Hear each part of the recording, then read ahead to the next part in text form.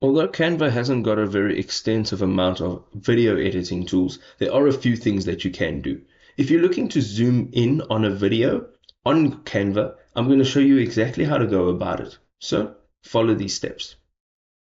So we've got a video here, and what we want to do is we want to zoom into a part of this video. Now, Canva does have a video editor, but it's not a very advanced editor. So what we're going to do is make sure that we've selected our video, and we're going to go ahead and just hold in Control, making sure that your cursor is within this canvas area, and you're going to hold in Control and you're going to wheel your mouse so that it can just be a little bit smaller. This will help us to zoom into the area we would like to.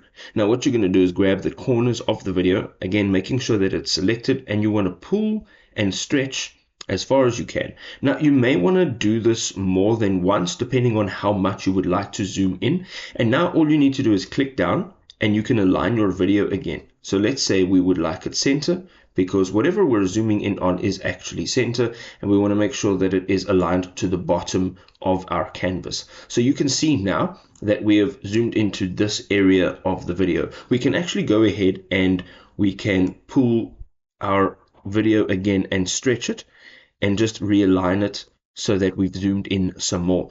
You can continue doing this. However, you must make sure that the video quality is not being sacrificed. So, of course, as you're zooming in, the video quality will be lower, but if you're going up to the top right hand side and you're clicking share and then download, you'll see by default we're on 1080 HD, which is best for streaming. What you want to do if you do have the Canva Premium is go ahead and slide this all the way up to the end of the dial, and here you can see it's in 4K resolution, which is UHD, and here this will now be able to be exported with a better quality. You can now just go ahead and click on download and you're done. If this was helpful, drop us a like, share it with a friend. We'll see you next time.